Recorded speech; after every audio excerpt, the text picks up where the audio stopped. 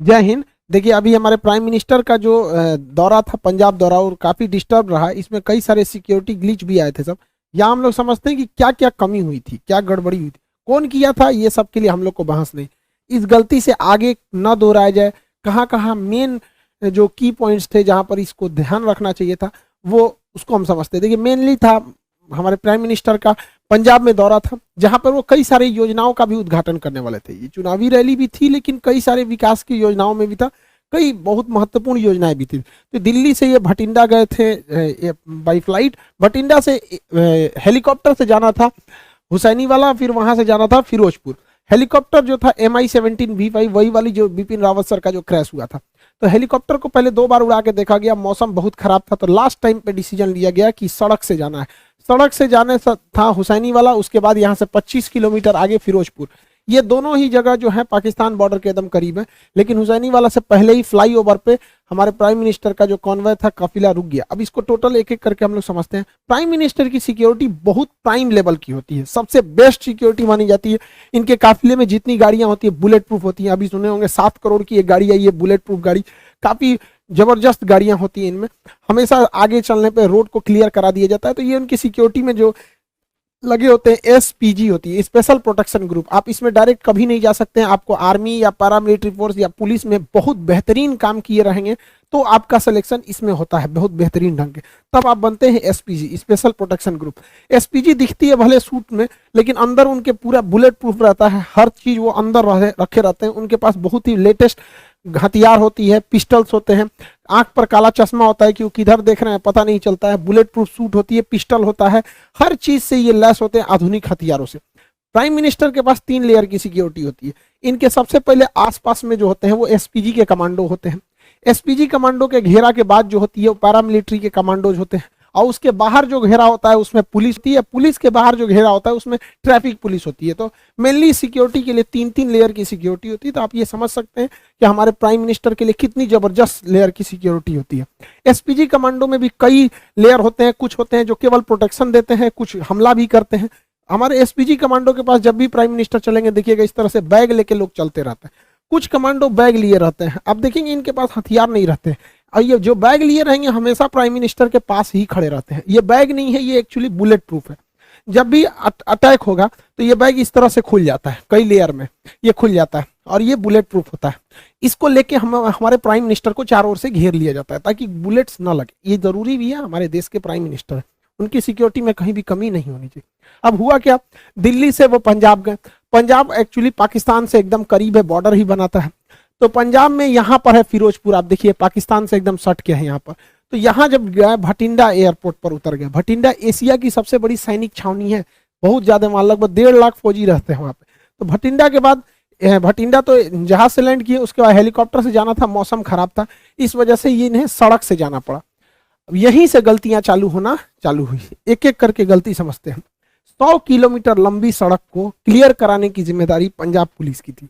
सड़क से जाने का रास्ता पहले से तय नहीं था। अचानक मौसम खराब हुआ और हेलीकॉप्टर कैंसिल हुआ, जिस वजह से हुआ। अमूमन इस रास्ते पे 2.5 घंटे लगते हैं। 100 किलोमीटर के सफर में लगभग 2.5 घंटे लगते हैं।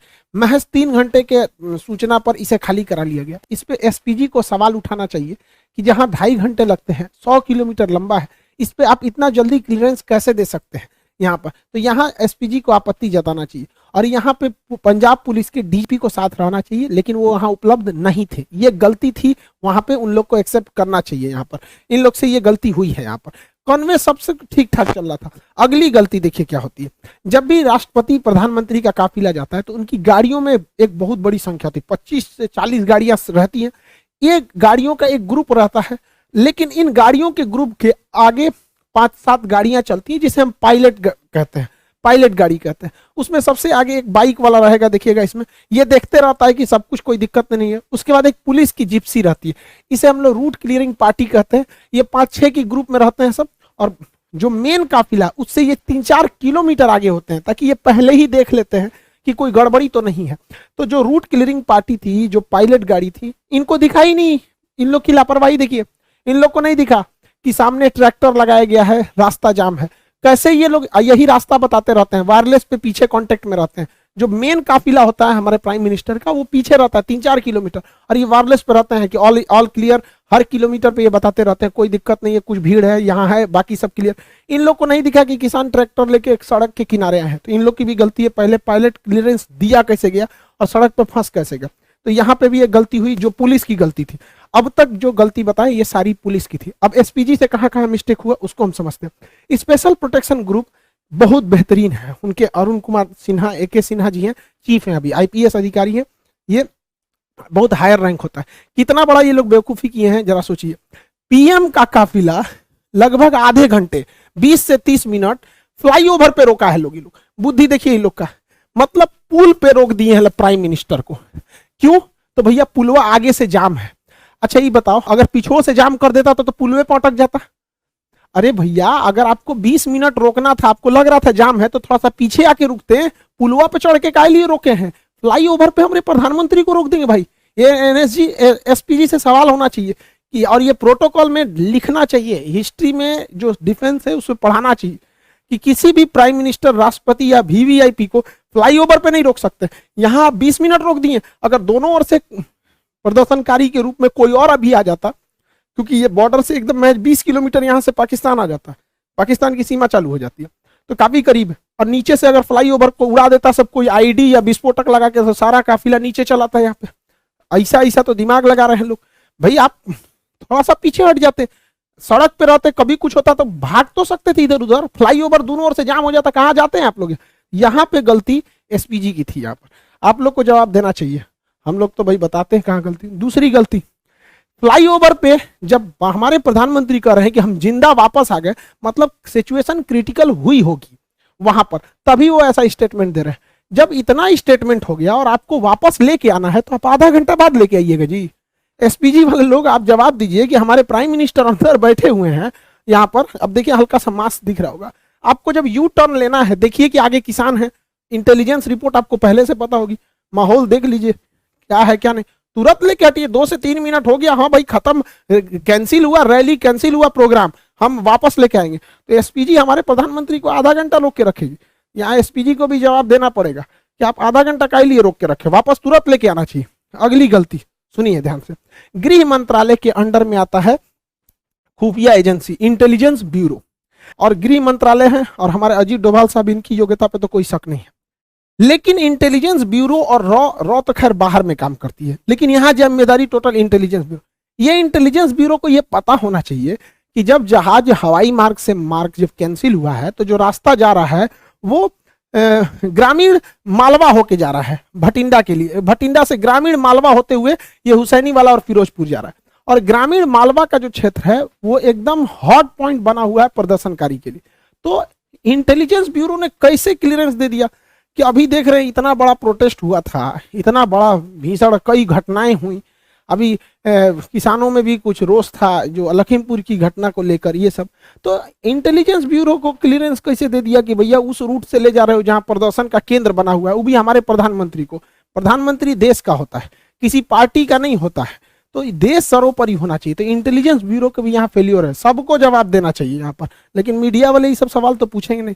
हालांकि प्रधानमंत्री जब वापस आए तो उन्होंने हमारे प्रेसिडेंट साहब से भी मुलाकात किया। अब इस पे अटकलें ये भी लगाई जा रही है कि आर्टिकल 356 लगा के राष्ट्रपति शासन यानी राजकीय आपात, स्टेट इमरजेंसी लगाई जाएगी। हालांकि ये इतना आसान नहीं है, और लगा देता तो भी ठीक है था, इलेक्शन होने वाला है, प्रेसिडेंट रूल रहने के बाद थोड़ा सा ठीक ठाक से रहता है। हालांकि ये बहुत वर्स्ट कंडीशन में ही ये इसे लगाया जा सकता है। गृह मंत्रालय ने भी पंजाब सरकार से मांगा है कि आखिर ऐसी क्या गलती थी कि मुख्यमंत्री वहां से रिसीव करने नहीं आए। तो मुख्यमंत्री का अपना कहना है कि कोरोना प्रोटोकॉल को लेकर जूम में थे, रैली भले करेंगे लोग, वहां कोरोना प्रोटोकॉल नहीं लगेगा, लेकिन प्रधानमंत्री के लिए कोरोना प्रोटोकॉल लगेगा। दूसरा कि मुख्यमंत्री को छोड़ो, हटाओ भैया, तुम आए चाहे ना आए, राजनीतिक मैटर है, लेकिन उस राज्य के DGP को कि प्रधानमंत्री के काफिले में सबसे आगे रहना पड़ता है। और DGP जहां रहेगा, पुलिस प्रशासन ऐसे ही रहेगी, क्योंकि किसी भी राज्य का सबसे बड़ा हेड होता है DGP, director general of police.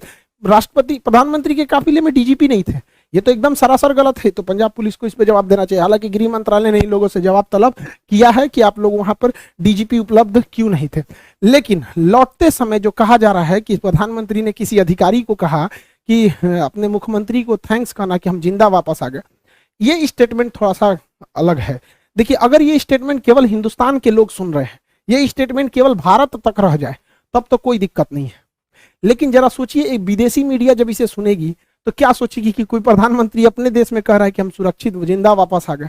आप ये बोल सकते थे प्रधानमंत्री के कार्यालय के जो भी अधिकारी हैं कि हम सुरक्षित वापस आ गए, लेकिन जो होता है ना कि जिंदा वापस आ गए, काफी हार्ड वर्ड हो जाता है ये, कि मतलब आपने ऐसा बोल रहे हैं, क्योंकि देश आप ही का है। अल्टीमेटली आप कहीं भी जाते हैं तो हमारे प्रधानमंत्री से ही हमारी पहचान होती है।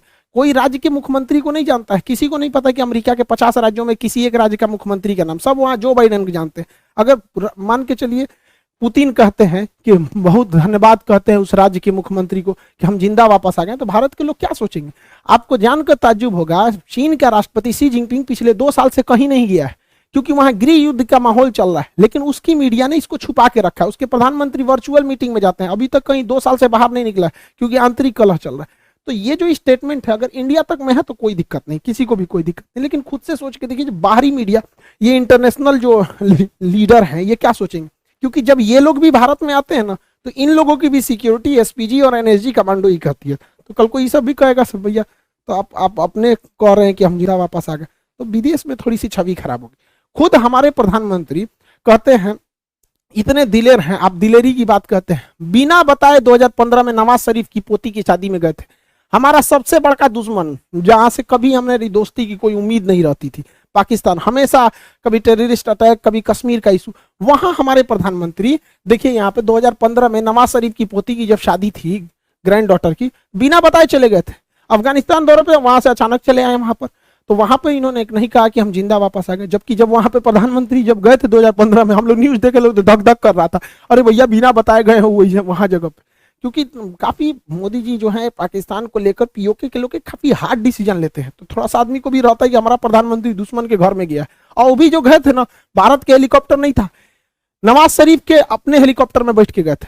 पता नहीं पाकिस्तानी हेलीकॉप्टर चाइना से खरीदा था, क्या होता क्या नहीं, तो वहां पे ये स्टेटमेंट नहीं था। ऐसा नहीं होता, कह देना चाहिए था कि हाँ सिक्योरिटी में बहुत ग्लीच हुआ, सिक्योरिटी में ऐसा नहीं होना चाहिए। लेकिन एक होता है ना जिंदा वापस आना, वो भी प्रधानमंत्री के मुंह से, थोड़ा सा ऑकवर्ड सा लगने लगता है भैया। तब हम लोग कहाँ जाएंगे भाई? प्रधानमंत्री के ऊपर हर महीने 50 करोड़ रुपए खर्च होते हैं सिक्योरिटी में। एक दिन में 1 करोड़ 60 लाख पर दिन का खर्चा है, अगर ये दिल्ली में बैठे हैं तो। और बाहर जाएंगे तो प्रतिदिन 2 से 2.5 करोड़ रुपए खर्च लगेगा। तो 2 करोड़ रुपए प्रतिदिन का खर्च के आधार पर अगर ऐसा स्टेटमेंट आता है, तो फिर एसपीजी को सोचना चाहिए भैया आप किस तरह की सिक्योरिटी दे रहे हैं कि प्रधानमंत्री करें। और ऐसा नहीं है कि केवल पहली बार जाम में फंसे। 2017 में नोएडा मेट्रो के उद्घाटन में खूब हमारे प्रधानमंत्री जाम में फंस गए थे, तो उस समय कुछ अधिकारियों को ट्रैफिक के सस्पेंड भी किया गया था। 2 बार फंसे 2018 में, समझ में कि नहीं? अब देखिए यहाँ पर पब्लिक है और ये हमारे प्राइम मिनिस्टर है, यहाँ से भी तो कुछ अगर अनहोनी रहना रहेगा तो यहाँ से भी हो सकता है। यहाँ पे अब यहीं पे देख लीजिए, यहाँ हमारे नितिन गडकरी साहब हैं, सड़क परिवहन मंत्री, यहाँ प्राइम मिनिस्टर, यहाँ पे पब्लिक इतनी ज्यादा, यहाँ पे भी इतना नहीं है, सिक्योरिटी बहुत सजग रहती है। अब वो जमाना नहीं है इंदिरा गांधी वाला या फिर राजीव गांधी वाला, लेकिन फिर भी देश के प्रधानमंत्री की सुरक्षा के साथ ऐसा खिलवाड़ अच्छी बात नहीं है। जो भी है गलत है, उसको सजा देनी चाहिए और रूल बुक में इसको रखना चाहिए कि कभी किसी फ्लाईओवर पे आधा घंटा तक किसी प्रधानमंत्री को वेट नहीं कराना चाहिए। और दोनों लोग से, प्रदर्शनकारियों को भी दूर रखना चाहिए हमारे काफिले से। बताइए, महज कुछ दूरी पर थे प्रदर्शनकारी, वहां से दिख रहे थे, और जो उनके समर्थक हैं हमारे प्राइम मिनिस्टर के, उन लोगों को भी कहते हैं कि तू लोग भैया काहे लिए उतना पास चलाया। यहाँ देखिए ये एसपीजी खड़ा है, ये हमारे प्रधानमंत्री की गाड़ी है, इसमें बैठे हुए हैं, ये उनके समर्थक है। तो भैया समर्थक लोग तुम भी दूर रहो, वरना तुम्हारे भेष में कोई भी आ सकता है, और विरोध वाले भी तुम भी दूर रहो। और इस पे हम लोग को लेसन लेना चाहिए। हम तो कहते हैं ना एक चीज कि देश में जब तक जितना बार इलेक्शन होगा ना कुछ तांडव होगा। आप देखिए बंगाल इलेक्शन में हुआ था, कितना वायलेंस हुआ। जब जब इलेक्शन होगा तब तब ऐसा होता रहता। हम तो कहते हैं कि इलेक्शन एक ही साथ होना चाहिए, स्टेट का भी और सेंट्रल का भी। जैसे 2019 में इलेक्शन हुआ तो जब लोग वोट डालने गए उसी समय वो सीएम का भी चुनाव करा लेते हैं, एक ही कमरे में 2 ईवीएम मशीन लगा देते। बार बार इलेक्शन कराने पे हमारे जो नेताओं को काम करना चाहिए वो भी नहीं करते, हर 3-4 महीना का गैप देके इलेक्शन में बिजी हो जाते हैं। अब जैसे 2024 में इलेक्शन होना है तो 2024 में ही क्या कर दीजिए भैया, अब एक ही साथ राज्यों का भी इलेक्शन करा लीजिए। ईवीएम जो मशीन होती है, ईवीएम मशीन यहाँ पे 2 लगा दीजिएगा। हाँ भैया पीएम वाला चुनाव है, लोकसभा का दे दीजिए, यहाँ सीएम वाला चुनाव है, दोनों वोट दीजिए, एक साथ खत्म करके बैलेंस कीजिए। इससे 60,000 करोड़ रुपए की बचत होगी। राज्यों के चुनाव में 60,000 करोड़ रुपए का खर्चा होता है, इस पैसे से सारे किसानों का कर्जा माफ किया जा सकता था, एक बहुत बड़ी समस्या खत्म हो जाती। आपको क्या लगता है कि सेंट्रल और स्टेट दोनों का इलेक्शन एक साथ होना चाहिए कि नहीं? बार बार हम कब तक लड़ते रहेंगे? एक दूसरे के नाम पे, पार्टियों के नाम पे लड़ेंगे, कभी मजहब के नाम पे लड़ेंगे, कभी जाति के नाम पे लड़ेंगे, कभी पढ़ाई लिखाई की बात होती तो भैया 5 साल में एक बार लड़ लो, फिर मिलजुल के रहो अच्छे से। सेंट्रल वाले भी पूरा काम करते रहे, आधा समय तो चुनाव में बिजी रहता है। खैर जो भी हुआ गलत हुआ, प्राइम मिनिस्टर के साथ ऐसा नहीं होना चाहिए। हम लोग को भाई जहां जहां गलती हुई वो हम बताएं, कौन गुनहगार है उसको सजा देना सेंट्रल का काम है, सेंट्रल अच्छे से करेगी। आई होप आप समझ गए होंगे। मिलेंगे नेक्स्ट क्लास में। जय हिंद।